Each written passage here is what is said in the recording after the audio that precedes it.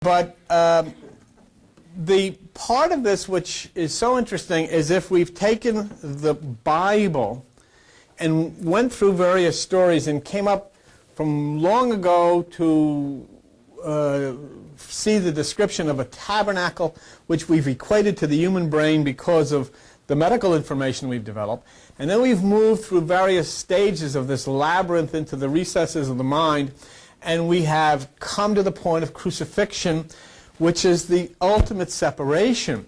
And that introduces us to a whole new idea, and the idea is, are we ready here, you and I, to be part of the actual implementation of the energy? In other words, there has to be a point, and as interesting as this stuff may be, and as much fun as it might be to find different books and things that document this, there has to be an end somehow to learning. There has to be a graduation time. There has to be a point, if you go to college, when you stop studying and you go and you start practicing what you've learned. And here then, to me, this point of crucifixion is starting to get us who are really doing this seriously to that spot where you can sense that you are closing in on the graduation time. You've learned that it is the brain. You've learned that it is the electrical circuitry of the brain. You've learned that this is where all of your conscious connection to universal things will take place. And then you get to the point you start to see that the movement of the story to the point of crucifixion, resurrection, and then what they call Pentecost is beautifully proportioned to allow you to experience that and be part of it. Of course, the problem with it is people who are in the religious circles in our culture and in the society that we live in are very frightened by anything that starts to talk about experience. It's okay to study things, and it's okay to read things, and it's fine to say, well, the Holy Ghost is coming or Jesus is coming back. But if you really get to a point where somebody says this is going to happen tomorrow, that person instantly becomes a kook. It's okay for priests and ministers and religious people to say this for thousands of years. Jesus is coming soon. If somebody says he'll be here 3:30 Friday afternoon, they will arrest the guy and put him into a crazy place somewhere, and that would be with the blessings of all the religious people. So in other words, we have always found that this stuff is to teach and to read about, but not to actually become involved in. And so now here we get to the point where what we've been learning about is, you know, you have to come to grips with, are you prepared to actually get involved in this? Are you prepared actually for this situation to occur?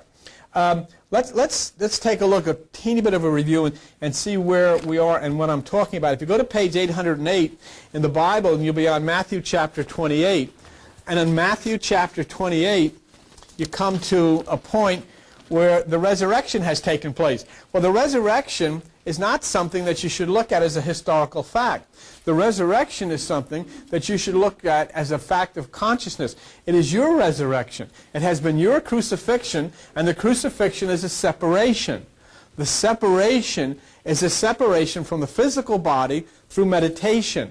And then the resurrection takes place. See? And so the storyline is built around electrical activity in the human brain. That's what this is, because if you get right down to thinking about this, everything that occurs in your lifetime occurs via electrical activity of the human brain. Nothing else happens. There are functions of the body, but not functions of thought, consciousness, fear, hope, love, all of that functions as an electrical apparatus in the human brain. So in Matthew 28:10, the resurrection has taken place according to the story, and there Jesus is saying, don't be afraid, tell everybody, tell my friends, tell brethren, as they say, go into Galilee, and there shall they see me. There's a direct statement there that you are to go into Galilee, and there you will see the one who has risen. Okay? Fine. That's good. What is so interesting about that is when you pick up the material that I've given you, and you go to page 56 in that material, and you look halfway down the page, at a point where it says Matthew 28:7. And many of you who are watching on television now have this material, so please follow along with us. Open to page 56 of that material that you have. And there you'll see that the word Galilee, and I've taken this, and it's printed right out of the Christian dictionary, the word Galilee means circuit. Circuit. So here, Jesus is telling, according to the words in the Bible, hey, I am going and I'll tell you where you can see me. Go into the circuit. Go into the circuit. Now take a look at page 57 in the material that you were given. And if you look at page 57, and right at the top of the page, you see that the word circuit is a closed circular line, so forth, a closed path followed by an electric current, okay? Important derivatives and so forth. And if you look at important derivatives of the word circuit, you come down, and lo and behold, you'll find in the next to the last line of that second paragraph, the God of doors, and of beginning of a year, and Hinayana and Mahayana from the Buddhists. And in Buddhism, the way, the mode of knowledge. And Jesus says the way is narrow, and few there be who find it. See? And then if you look at the next word down below, that ion, and you think of ion, an atom or a group of atoms that has acquired a net electric charge by gaining or losing one or more electrons. And then if you look, important derivatives of ion are circuit. Circuit. So all of this is talking about the electrical circuitry of the human brain.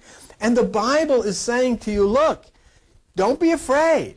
I'll tell you where you can find me. That energy that has risen within you through this meditative process of crucifixion or separation can be found in the circuit. Can be found in the circuit, and the circuit is the human brain. And there's where the statement is made to you, see. So there are your instructions.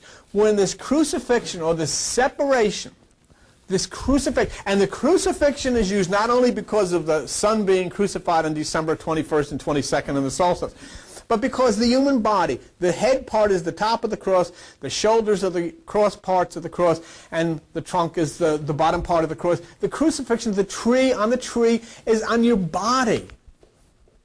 It's the human body which is the cross. And so this crucifixion, so when this happens, the serpent energy, the woman has gone to the fornix. See, Mary Magdalene, H-U-R, the Hur, which is also the dark-eyed woman, which is the serpent, it's the Kundalini, all of these names interchange, has gone to the fornix. And then the statement is made, go into the circuit in meditation, and there you shall see him. And that's the promise, okay?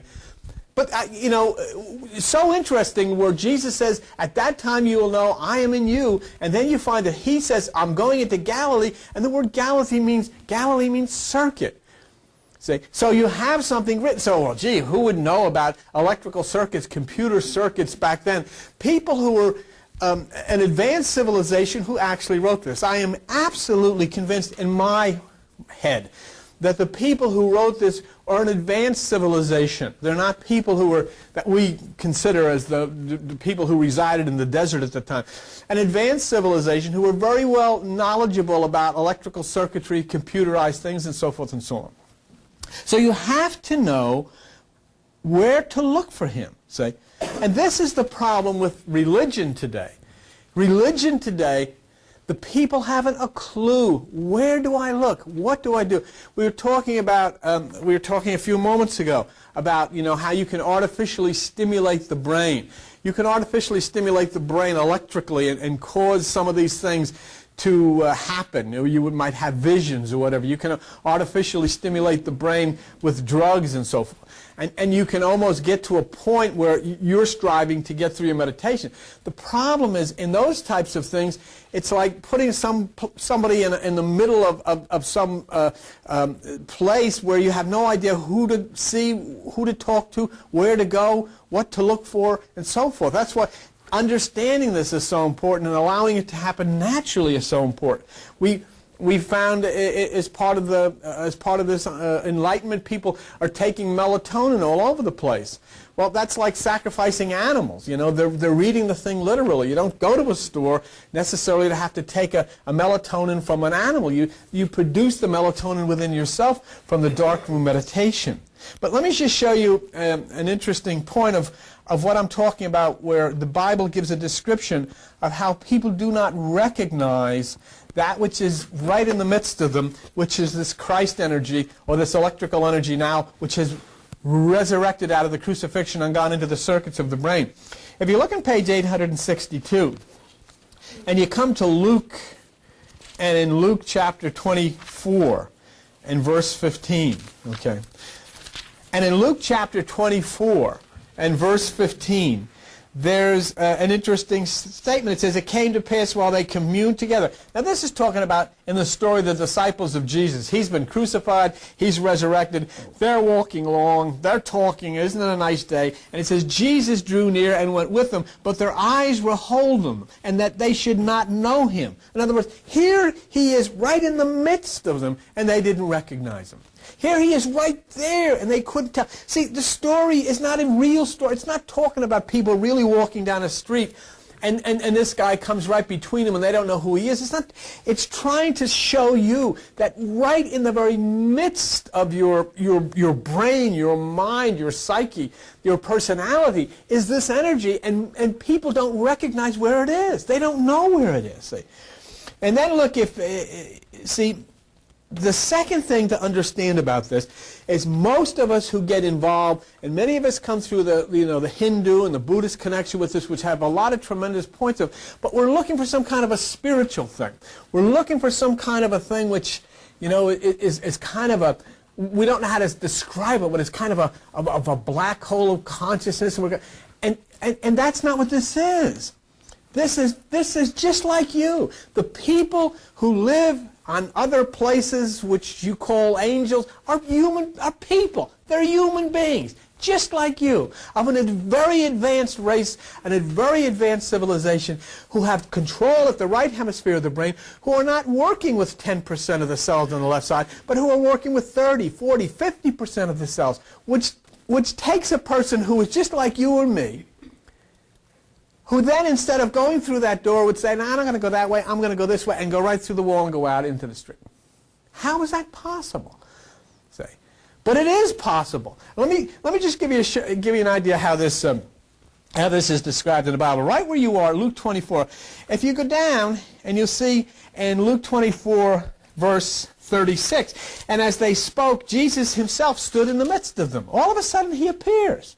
Where did he come from? I mean, he didn't even come down the stairs. He's just there. How did he get there? Say, well, what is absolutely, when you start to think of something like that, and you say, well, that's not possible.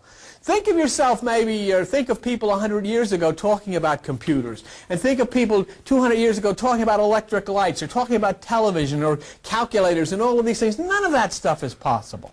But yet now you don't even bother thinking about it, because but here, a human being suddenly appears amidst a group of people. Where did he come from? And then look what he says. Hey, he said, look in verse 38. What are you worried about? Why are you frightened?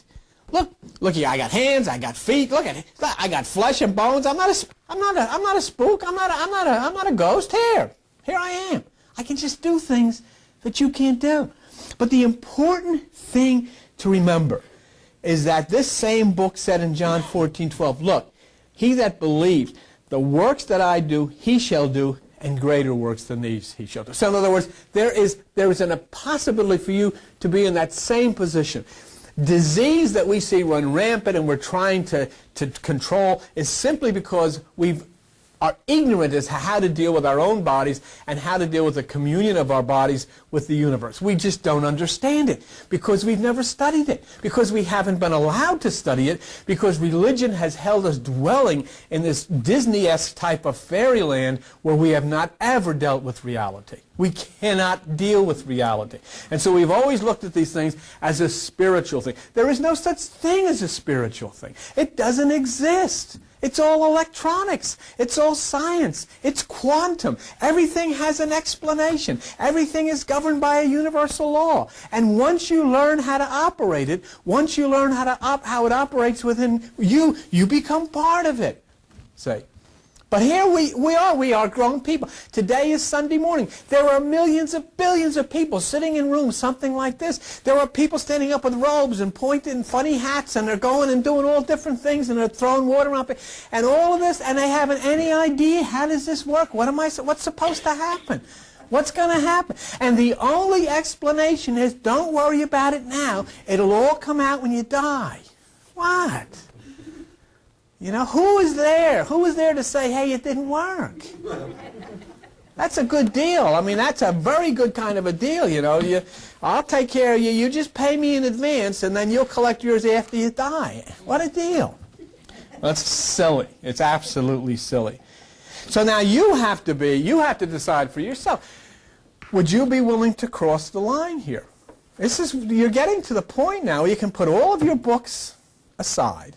You can put all of the writings that you've treasured aside, because you'll find out they all become absolutely irrelevant. I don't care if it's Deepak Chopra, Pope John, it doesn't make any difference who it is that you're talking about.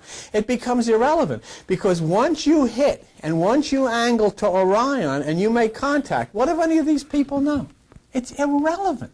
There is not a human being who is standing on this earth who is not part of that, who knows anything about this whatsoever, who has ever experienced it. And they're telling you all of this stuff, and you're running around and you collect all these books and say, oh, this guy said this, and this woman said this, and look, and isn't this wonderful? Not one of them has ever angled to Orion and could say to you, watch me.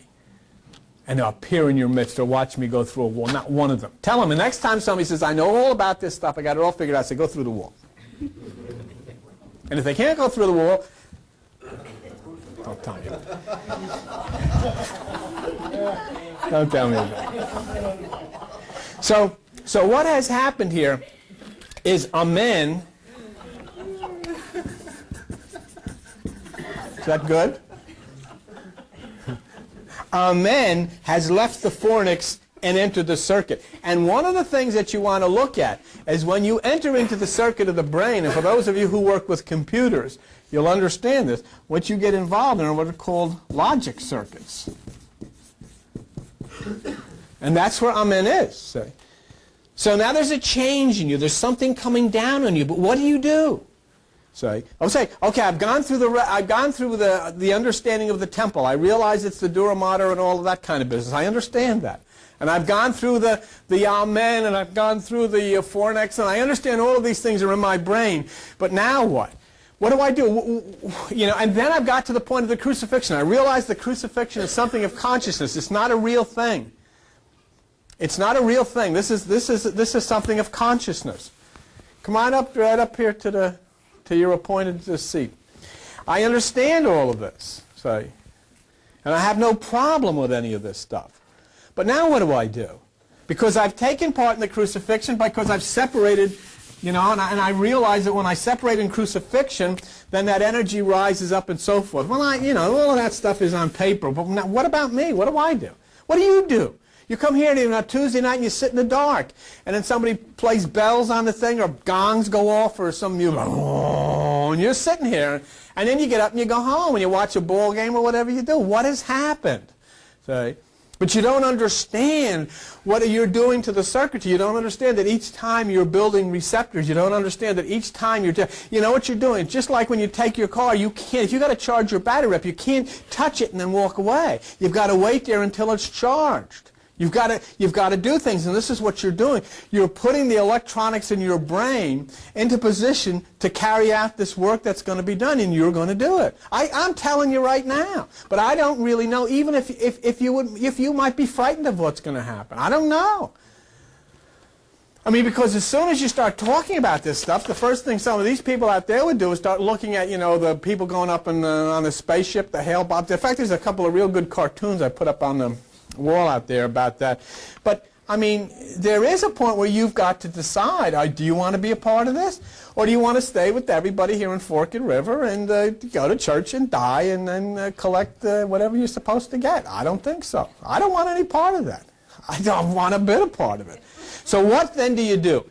The crucifixion takes place in your meditation. The resurrection takes place, and it says that the energy leaves the fornix, which is the tomb, and goes into the circuit of the brain, and that's where you're supposed to go. So you go into the circuit of the brain via your meditation, and now what?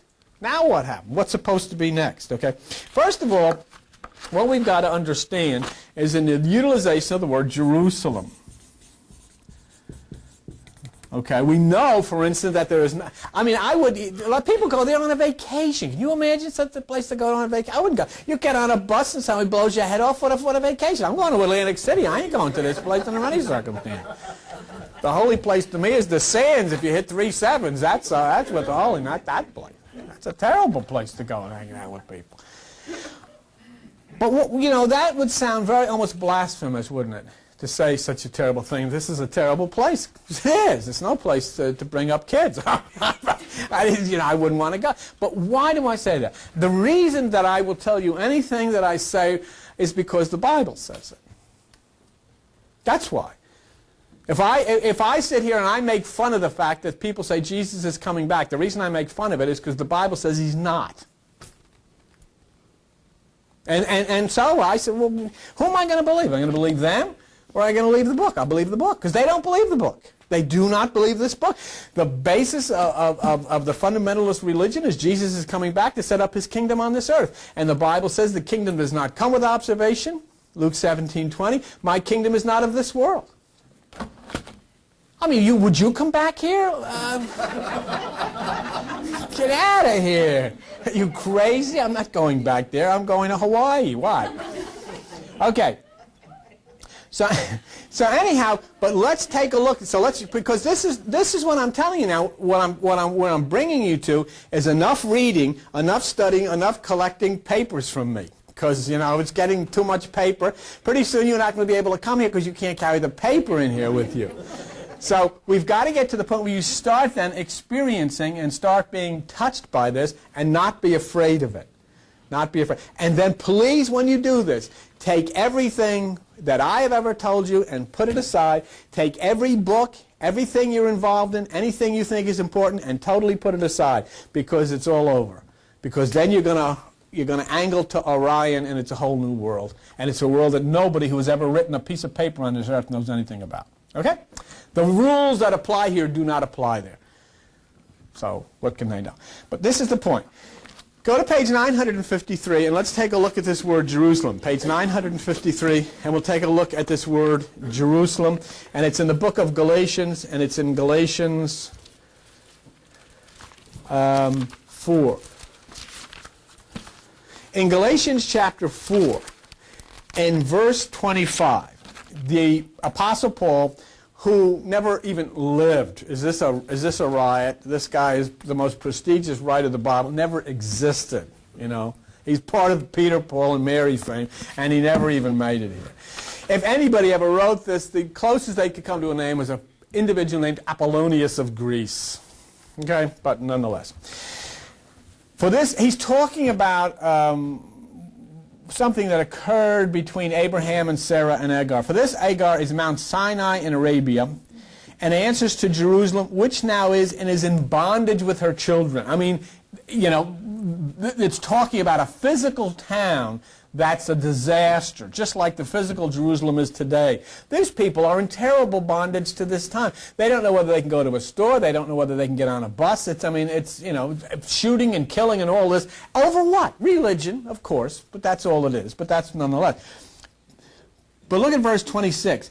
But Jerusalem, which is above, is free and is the mother of us all. And your mother's name is Pia Mater, tender mother. Every single one of you sitting in this room has inside of your head a beautiful structure called Pia Mater, tender mother. Doesn't make any difference whether you believe it or not. It's there. Okay? And you also have Dura Mater, who is hard mother, who the Bible calls the strange woman. Not to intercourse there, but to be one with Pia Mater. So, Jerusalem, which is above, is free and is the mother of us all. So then we are talking about Pia Mater. We are talking about this place of consciousness, this place of beauty, this place within me. I am going up to Jerusalem, and that's why the city of Jerusalem has 12 gates.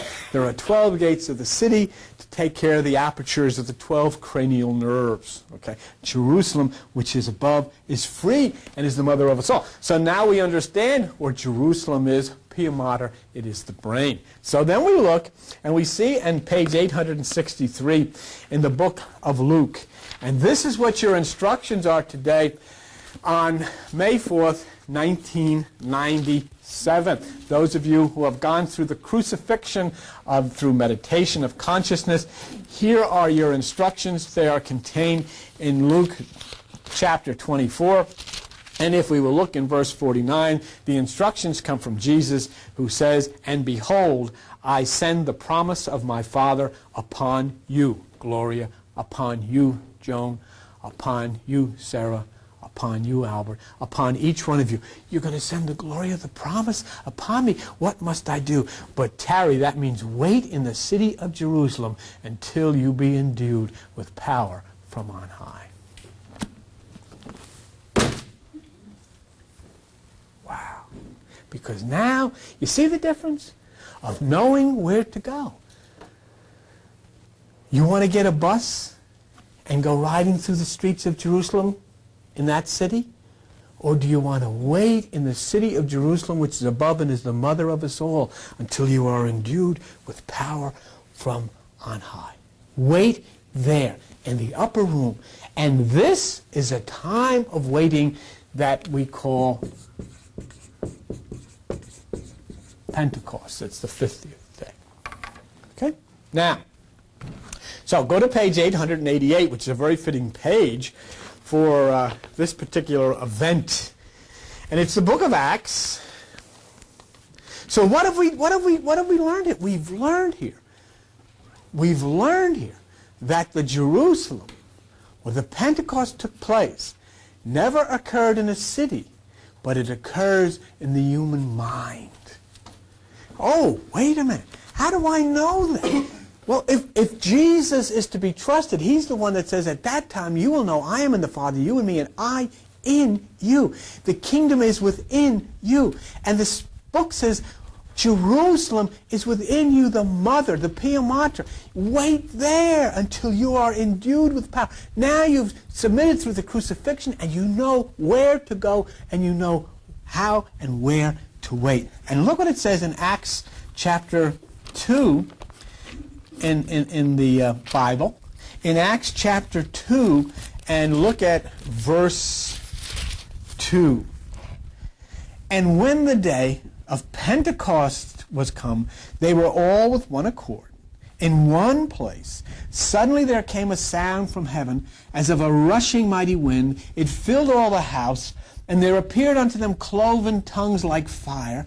It sat upon each of them. They were all filled with the Holy Ghost and began to speak with other tongues as the Spirit gave them utterance." Now it's going to get deep. Now it's going to get deep, because now you've come to this thing of Pentecost, but now you know where it really does happen. See? What? Do you think that something as magnificent as that would have been a one-time shot for those people hanging out in some loft somewhere? Or is this something for the universe to experience? This is a Pentecost for everyone to experience. Where? In Jerusalem, in the upper room. Wait until this power comes down upon it. This is exciting stuff. Exciting stuff. See? But Pentecost has another name. Pentecost is not called Pentecost. Pentecost is an English name. Pentecost is Shavuot. Shavuot. Shavuot is what they really experienced, Shavuot. And it's the Feast of Pentecost. It's a Jewish holiday celebrated in the late spring. But this is what is interesting about Shavuot. And if you look on page 59, look on page 59, and you that are out there also, look, I've got it here. Yeah, thank you. Look on your page 59 also, okay, at Shavuot. And if you see Shavuot, it says, and the last line, it talks about how Shavuot is celebrated, Pentecost is celebrated. In addition, a dairy meal symbolic of milk and honey is eaten. Very important. Ho, ho, ho! What have we got here? Shavuot, Pentecost, milk and honey. Why? Well, of course, those of you who have smiled know exactly why. But for those of you who haven't, go to page 4 of the material that I've given you. And on page 4 of the material that you have and that you have been sent, that you have, you'll find this milk and honey related to manna. Manna coming from mannitol, which means sugar. Manna coming from mannitol, which means sugar. So then we realizing that Jerusalem, Pia Mater, is in the brain, in the human mind. We look for brain sugar on page 5 of the material. We find that brain sugar is galactose. And then we look on page 6, and lo and behold, we find the word galactic pertaining to milk. Milky sugar. And what is that? That is the material that stimulates and operates your brain. And so what is Pentecost? Coming from above. Jerusalem coming from above. The activities of the brain. And so in this particular Pentecost of Shavuot, they celebrated by eating a mixture of milk and honey, or galactose. To celebrate what? That which is the stimulation and the feeding of the human brain, the human mind, where all of this comes from. And to celebrate also the galaxy that you live in, which is Milky Way. Milky Way. and this milk and sugar is the milk and honey of the Bible. I will bring you up to a land flowing with milk and honey. Where do you have a land flowing with milk and honey in your body? Yes. It's your brain. What's it called? Galactose. It's a milky, sugary substance. And it's your brain sugar. It's what stimulates you. It's what makes it work. So then that becomes, very interesting to some of you, some of us who have come out of this charismatic fundamentalist movement. Now you've come full circle, see? But now you've arrived at the point where you no longer fix yourself on symbols. Now we've brought this to the point where you found the holy city is indeed your brain with the 12 gates. And you found that the holy city is indeed the Jerusalem which is above of Pia Mater. And now you found that even in their celebration of the ancient people, of this Pentecost where the fire comes down and people speak in tongues and all of this thing happens, comes down through Shavuot, and that they would eat milk and honey. And you realize that milk and honey is that brain sugar which would stimulate the entire brain to be in communion with this. This is something we'll talk about a little bit. Well, let me tell you what this is. This is something, I don't know how many of you have ever studied this, but there's a word called alchemy. Alchemy. A-L-C-H-E-M-Y, and it is actually the origination of chemistry and contains part of the word chemistry. And it is, what it talks about is changing a lower element into a higher element. I don't want to get too deep into it now, but alchemy does not say that something comes from nothing. Alchemy does not say that. Alchemy says you change that which is the lower into that which is the higher. You take a baser material, you change it into gold, because what alchemy says is that there are those things which, become gold inherent in everything. Well, beyond that, we'll let it go. The fire and all of that kind of business has to do with it. But I don't want to bother with that right now. So we wait in the upper room in Jerusalem for power to come down upon us, okay? Now, you remember, could I have the lights? You remember, if the power is going to come down upon us, I don't want you walking thinking, well, we're waiting for some kind of God or some kind of hocus pocus, because then you're going to wait with the rest of them in church, and they don't want to wait there. Anyhow, what is going to happen is you have a symbol in the sky, which is fornax. And the fornax is delta fornax. And so what then this is the power coming down upon you is delta fornax, just like that. While you are waiting in the upper room, you are a delta fornicus, which is the human brain. And so there's the completion then of the power.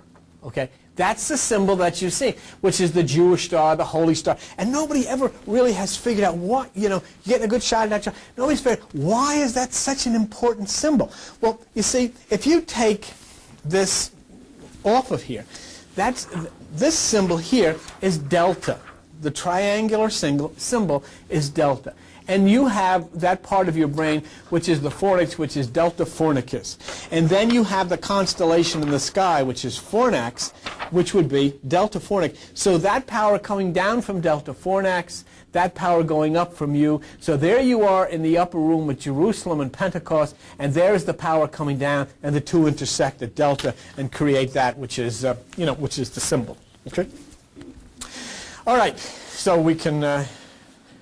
There you go. Turn the lights back on. Now, there are two forms of consciousness, two stages of consciousness here that I want to talk to you about. You have in Greek you have 4 stages of consciousness. Okay? You have earth, which is your brain. You have water, which is the second stage. You have air, which is the third stage, and you have fire. Now, what have you noticed in this story about the upper room? Suddenly there came a mighty rushing wind, which is the air, okay? And then after the mighty rushing wind, there came the tongues of fire, sitting down on top of their head, okay? So we have those top 2 stages. You have the air, wind, you have the fire, which is the tongues. And if you look in a dictionary, you'll find like a blaze, a flare, a fire, is an incandescence glow. It's brilliance of illumination. What this is really talking about is that from the third stage of consciousness, this is the same thing as to when in the old days you used to get baptized and you'd stick your head in water. Okay, and then you'd come up into the air, and then you're supposed to be endued by the Holy Spirit, which is the fire. This is all Greek stuff which people misread. There is no reason for any human being other than to wash yourself to get in the water and actually get your head wet. There is no reason for that. It does nothing but get your head wet, and if you get in polluted water, you get sick. Did you ever get baptized and then you start snorting and snotting and you got a cold and all that? It's because the water was dirty. Okay, so what does it mean? It means you take that which is your brain, you take it into the second stage of consciousness, which is water, where you start to separate from thought. You rise up into the third stage, and then you're touched by fire. This is what Pentecost, this is what this is talking about. Let me make it clear. There was no group of people sitting in a room where the windows blew open and said, what is that? It's a mighty rushing wind. Oh, and then there's little tongues of fire sitting over their heads. I mean, come on. Would you stay there? I would not stay there. I'd say, this is an attack of some kind. But when you understand the upper room is your head, Jerusalem is your consciousness, the mighty rushing wind is the third stage of consciousness, which is then followed by the tongues of fire, which is the fourth stage of consciousness, which is the progression of your meditation. All right? So that's what it is. So what you see then is a movement within you as you wait in Jerusalem for the power of this sign. And as Jesus says in Matthew 6:22, if your eye be single, your body will fill with light. So that's the Pentecost you see. The Pentecost of milk and honey. The Pentecost of galactose. The Pentecost of brain sugar. The true upper room Pentecost. The Pentecost of the mind. The Pentecost of consciousness. The alchemist fire roars to change that which is the lower element into that which is the higher element. That's what it is. Okay? It burns off the dross to reveal the gold. That's what it is. Okay? So it's all talking about. So isn't this wonderful? Because if you understand this, now you can start taking part in Pentecost. You don't have to read about it in Acts or say, oh, that was wonderful. What happened to them? Who cares what happened to them? They're all dead. I don't want to know about what happened to them. What happens to you? You're alive. You experience this. You wait for your family. And isn't it great? You don't have to go out. You don't have to run out in the street. What do? You go into a dark room. Who can see you? So what is to be afraid of? Be part of it. Okay? All right. There was a statement made by T.S. Eliot when he's talking about speaking in tongues, and he said, of the dead is tongued with fire beyond the language of the living. See? And I'll tell you something. If you go out in here and talk to any of the people that live up along this road, and you tell them you come here, they will tell you that I speak in strange tongues. They will tell you that. You know, the stuff is fantasy, see? But this is what I want you to tell them. You look at your papers, you look at your television, you look in your house at your family, you look inside of you the way you feel, even though you can't tell anybody. You can't tell anybody at your church. You can't tell anybody even maybe in your family. But the handwriting is on the wall. Okay? And we were talking to somebody we met down at the hotel there, and this person said they can't get up here because they live so far away, but they don't even know what I'm talking about, but they know just the way they feel of something is going on. So the fire comes down in the fourth stage of consciousness, activated in your meditation. All right? So you're celebrating and you're taking part in Pentecost by following what is said. Now, if you will recall the Coptic key, and don't think, because we don't necessarily dwell on that we forgot any of that. This is a very vital part of this. You didn't learn the Coptic key so we could go through it and say, well, you remember that? Yeah, well, we used to talk about that. It's something that you have. It's something that you have in your materials because we go back to it, see? We even had a ceremony. We turned out all the lights and everybody come up and they got their key. Well, because it was special. But most people didn't realize how special thing. But it is very special. There was the sign of the 8. And Charles, I don't know if you can focus. There's the sign of the 8. Remember the sign of the 8? And do you remember, and I don't know how many of you understand this, but we tracked the discovery of 8 planets. Somebody wrote me a letter the other day and said, well, you know, how do you justify if they find later that this is a wobbling brown dwarf and not a planet? I don't care if it's a pimple. Who cares? What do I care what it is? I don't care if it's a O. Henry bar floating around. It's irrelevant. That's not, the Bible didn't say you're going to find 8 planets. It said Pegasus. And all of these things then started happening. Remember, we tracked them from Pegasus. And we tracked it to Virgo. We tracked the whole story right around to the 7th. And we all thought, gee, that would be something if the 7th was the pineal gland. That would be Leo. And lo and behold, they found the 7th. And it was Leo. Remember that? How are they going to wrap this up? What will be the 8th? Well, according to the Bible, the final trumpet sounds. And the 8th planet was what? Cygnus, the trumpeter swan. Pretty good. And did you notice something else? That after they found the 8th, it stopped cold. Stopped cold. The message is given to you people. And the message is going out. I'll tell you what. In fact, some of you who have ordered tapes here, I'm going to ask you just be patient because we're transferring all of this responsibility over to these people down in who live in where are they, Barnegat, and they're doing all the tapes for us now. And so I can't do them anymore. And now we can get out more of this material, and so the stuff is going out to people. But this is a wonderful thing. I mean, what more? The entire story, from Pegasus all through Virgo, around to Leo. And to the trumpet, it was all fulfilled right in the sky. And we followed it step by step and documented everything through the scientists that found it all. And then it stopped. It was over. The 8 was done. There was no need anymore. See, for that particular time. And so this was an exciting thing, and you were part of it. And you know what's, and please don't take this the wrong way, most of us, it didn't mean anything. Because we didn't really focus. And it really won't until you're in this upper room and the wind comes through and so forth. And I understand all that. Those were people. But remember, it came from the book of I-E-O-U, the Coptics, the Egyptians. And then we were given a word, and the word we were given was azozio. And we broke down that word. Iso means light, and zeo, root of the word zeolite, means filtered by crystal. Who gave this? Jesus gave this to the Coptics thousands of years ago. Said, hey, pal, I want you to look at this symbol. See this symbol? These 8, this means something. And I want you to say this word one time, azozio, light filtered by crystal. And then he said, I want you to hold this cipher in your hand. Hold it in the balance. Weigh it. What is it? 45, 55. What's a cipher means? Code. It's a code. Cipher means code, secret code. I want you to hold that in your hand. See?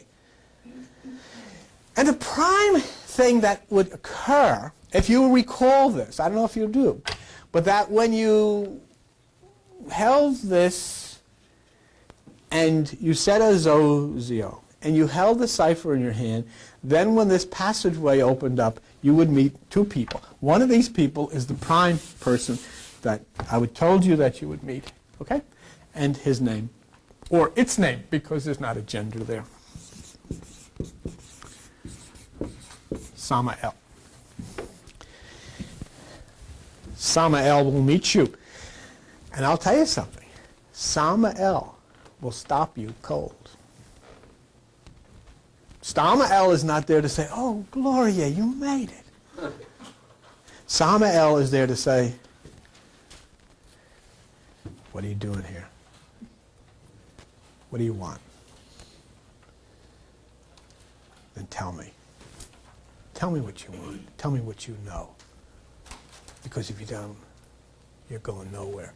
But if you tell Samael what you know, what you want, Samael will move over to the left. And the pathway is clear.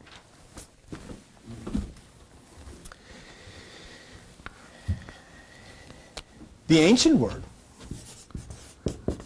sama, means... Me.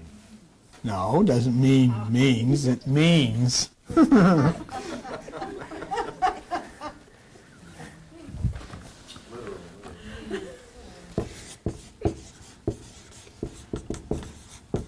current.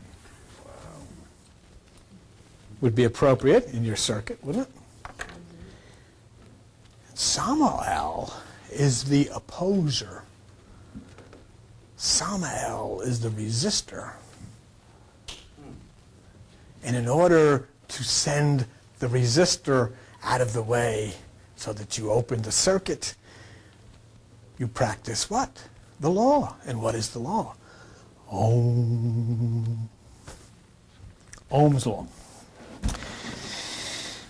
Now, tell you what we'll do. Let me show you something. Real quick. Could I have the...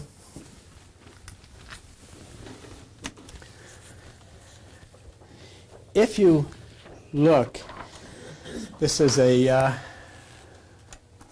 see if I can get this over here.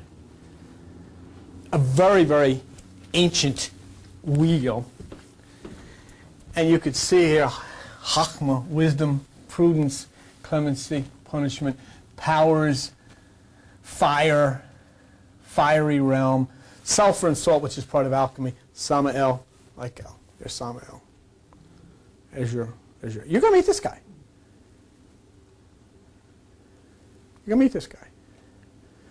He's got a very important job. And this is not something, as you can see, this was not made. This comes from a very, very old book. This is a very, very ancient thing. And he doesn't fool with you. He's not going to fool with you. And you've got to be prepared to... So that's why a lot of people say, well, you know, I just want to go, and I just want to go, and I want to be lifted up into the, and be part of this, and I want to sing religious songs. Well, what are you going to do when you meet Samael? And you can say, what are you doing here? What do you want here? What's the code? Give me the password. Give me the password. Show me your key. Show me your key. Okay? Interesting that the last 2 letters are EL on all of them. Because they're angels.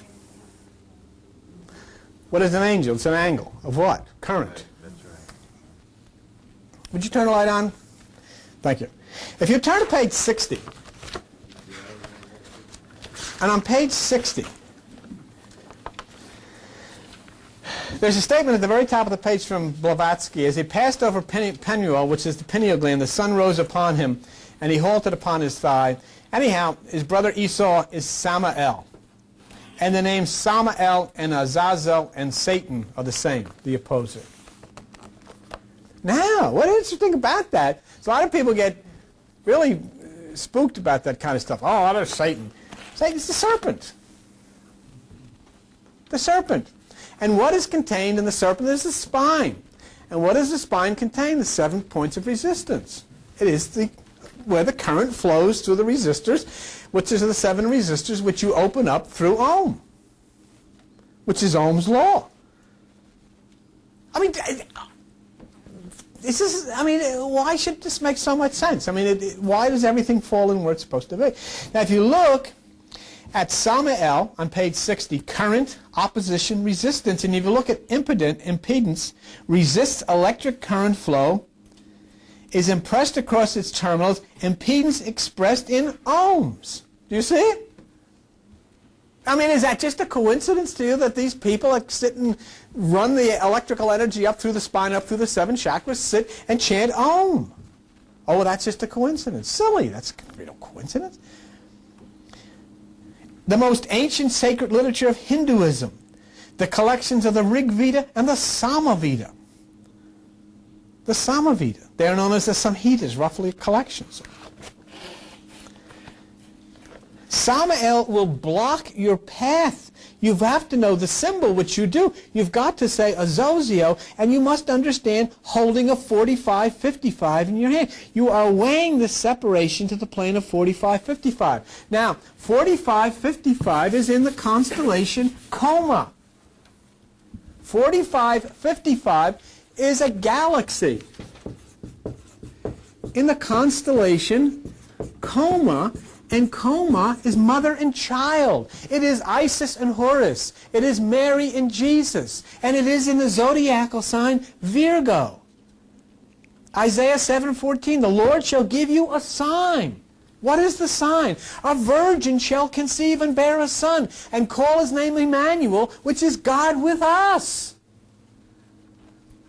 Where's the virgin? Virgo. Where's the mother and child? Coma.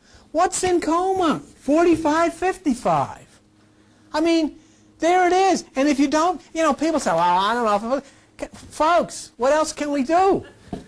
There's a picture. There's a picture of 45-55. Thank you for that, John. But there's a picture of it. That's what I said. If it says somewhere in the Bible, if God came down the stairs, people would say, well,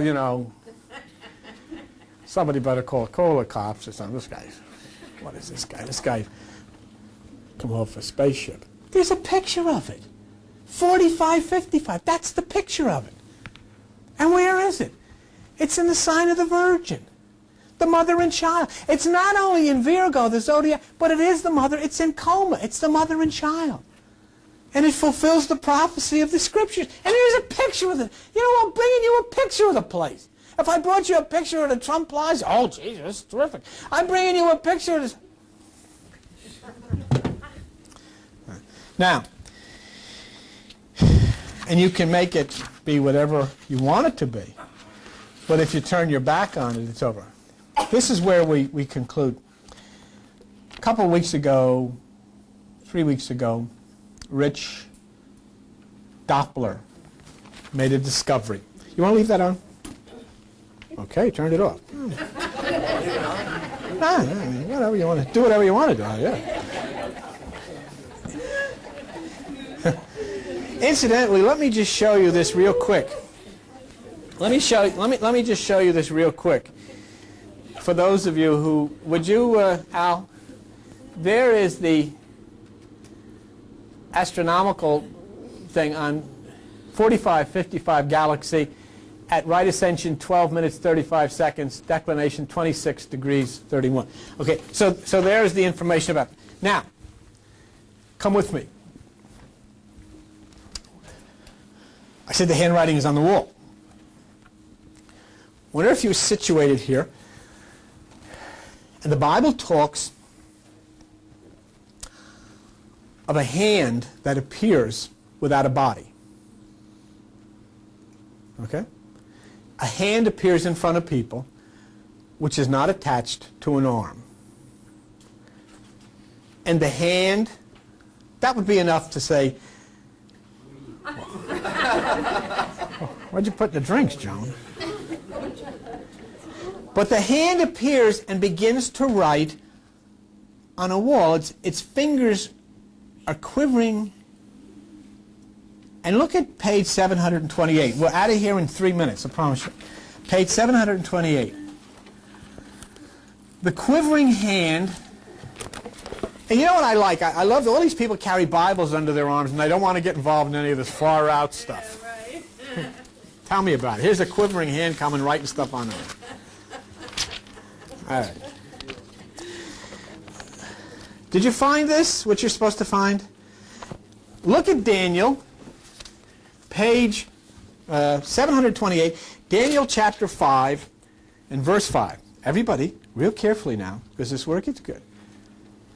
In the same hour came forth the fingers of a man's hand and wrote over against the candlestick upon the plaster of the wall of the king's palace.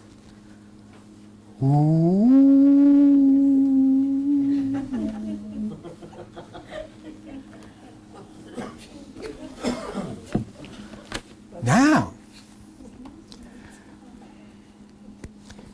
go to verse 25. And it wrote in verse 25, Mene, Mene, Tekel, you Farsin. Mene, Mene, Tekel, you Farsin. Mene means number. Number. And it's emphasized twice, isn't it? Mene, Mene. Tekel means weigh. Do you remember when Jesus says, hold this number in your hand? Weigh it. And Farsin means separation. The crucifixion. Could I have the lights, Mr. Cameraman?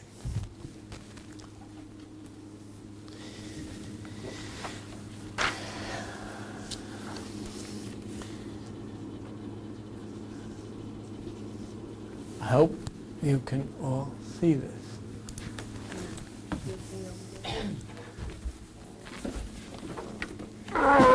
God. You with me? M40, E5, N50, E5. Number. Hold it in your hand. 45, 55. The handwriting is on the wall. When Rich Doppler gets here next week, make a big fuss over him.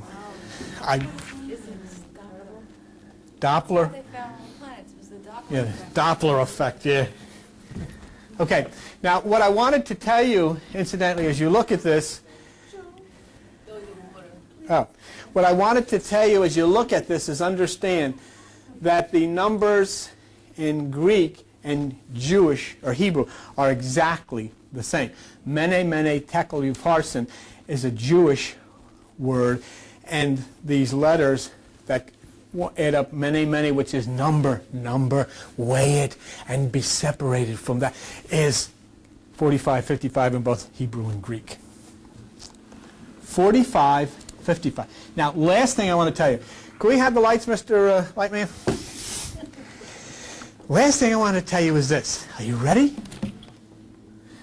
Notice where it says in verse 5, Daniel 5, verse 5, that it is written over against the candlestick upon the plaster of the wall. The candlestick is the spine.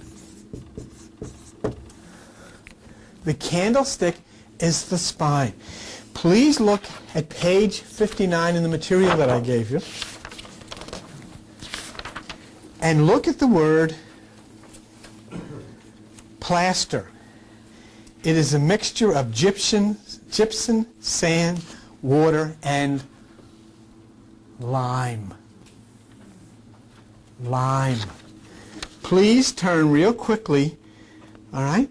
Please turn real quickly to page 51 in the material that you have there. And if you look at page 51, you'll see the pineal body in the center.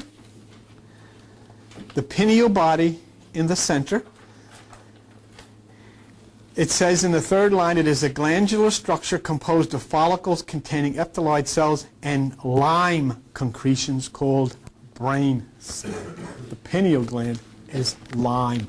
And this number, written by the disembodied hand, was written on the spine at the point of the pineal gland, and it wrote 4555. Number, weigh it, and divide yourself.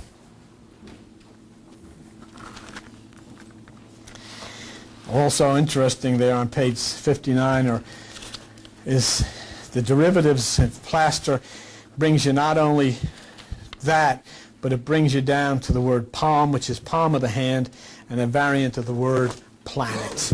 Planet. Planet. Planet. So, now we know that indeed the handwriting is on the wall. And I don't know, but I think when you have such an occult statement in the Bible of a disembodied hand writing on the wall and writes number, and the number equates to 4555 and says to weigh it and divide, and that's pretty exciting, and writes it on the candlestick, which is your spine, at the point of the plaster, which is lime, which is the pineal gland of the brain. Pretty good, pretty significant, I would say. And as I say, as I rise up, did you see the cartoon out on the wall we've got out there? Take a look at it on your way out. There's a picture of a spaceship following Hale Bopp, and the words are coming out of it. It says, "They did what?" We'll see you. Bye-bye.